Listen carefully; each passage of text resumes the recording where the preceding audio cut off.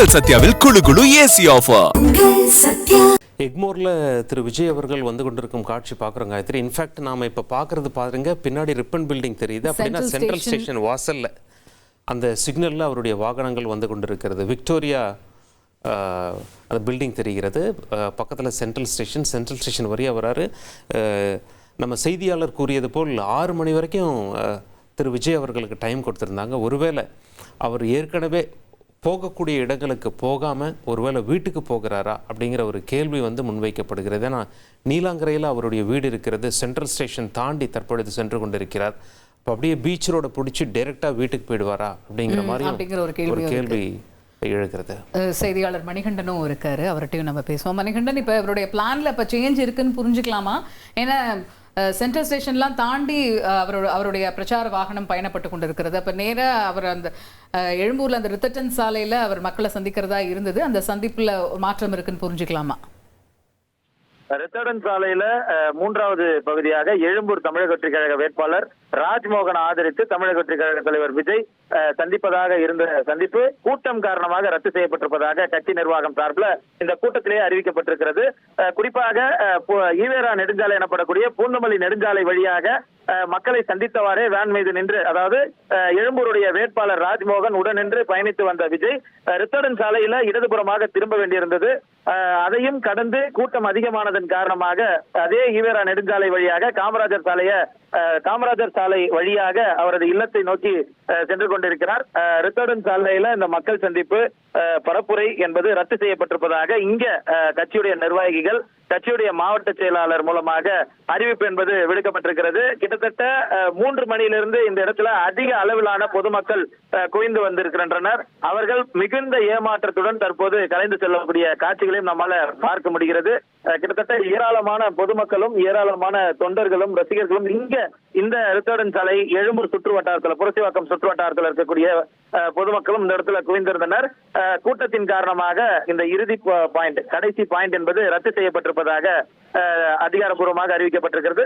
So plan change ஆகி இருக்கிறது. 2 பகுதிகள் பரப்புரை முடித்து எழும்பூர் நெடுஞ்சாலை, பூந்தமல்லி நெடுஞ்சாலை வழியாக சென்று கொண்டிருந்தவர் எழும்பூர் காவல் ஆணையரக அலுவலகம், ரிப்பன் மாளிகை, சென்ட்ரல், காமராஜர் சாலை வழியாக அவரது இல்லத்தை நோக்கி புறப்பட்டு சென்று கொண்டிருக்கிறார்.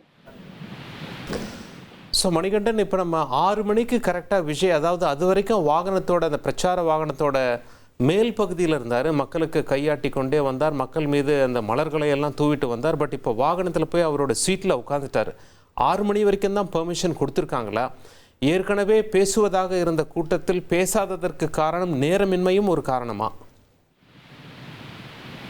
முதல் தியாகராய நகராக இருந்தாலும் சரி, அதே போல வள்ளூர் கோட்டம் இண்டிபெண்டன்ஸ் டே பூங்காவிலும் சரி, பேசுவதற்கான ஏற்பாடுகள் அனைத்துமே செய்யப்பட்டிருந்தது.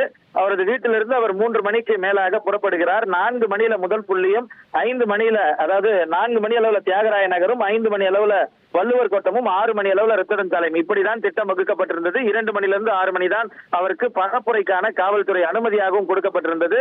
இதன் காரணமாகத்தான் 6 மணியை கடந்ததன் காரணமாக வாகனத்திற்குள் சென்றிருக்கிறாரா என்பதும் யோசிக்க தோன்றுகிறது. ஆனால் 6 மணி வரை தான் அவருக்கு அனுமதி என்பது அதிகாரப்பூர்வமாக காவல்துறை சார்பில் தெரிவிக்கப்பட்ட தகவல். அது மட்டுமல்லாமல் கூட்டத்தின் காரணமாக அதிக அளவிலான பொதுமக்கள் திரண்டதன் காரணமாக ஒரு பகுதிக்கு சென்றுவிடக் கூடாமல் இருக்கக்கூடாது, 3 பகுதிகளுக்குமே சென்றுவிட வேண்டும் என்பதற்காகத்தான் தியாகராய நகரிலும் வள்ளுவர் கோட்டத்திலும் அவர் பேசாமலேயே திரண்டிருந்த பொதுமக்களை நோக்கியும் தொண்டர்களை நோக்கியும் கையசைத்தவாறும் அதே போல வேட்பாளரை ஆதரித்தவாறும் கடந்து வந்தார். ஆனால் ரித்தடன் சாலையை நெருங்கிய போது, அதாவது ரித்தடன் சாலையில அவர் பேசக்கூடிய அந்த பகுதிக்கும் அவர் கடந்து சென்ற அந்த ஈவேரா பெரியார் சாலைக்கும் கிட்டத்தட்ட ஒரு 200 மீட்டர் தூரம் மட்டுமே இருந்த சூழல்ல கூட்டம் அதிகமாக இருப்பதாக இங்கிருந்து கட்சியின் மூலமாக தெரிவிக்கப்பட்டதாக கட்சி சார்பில் கூறப்படுகிறது. இருந்தாலும் அவர் இடதுபுறம் தான் திரும்ப வேண்டுமா என பத்திரிகையாளர்கள், ஒளிப்பதிவாளர்கள் நோக்கி கேள்வி எழுப்பியதும் நம்மால் பார்க்க முடிந்தது.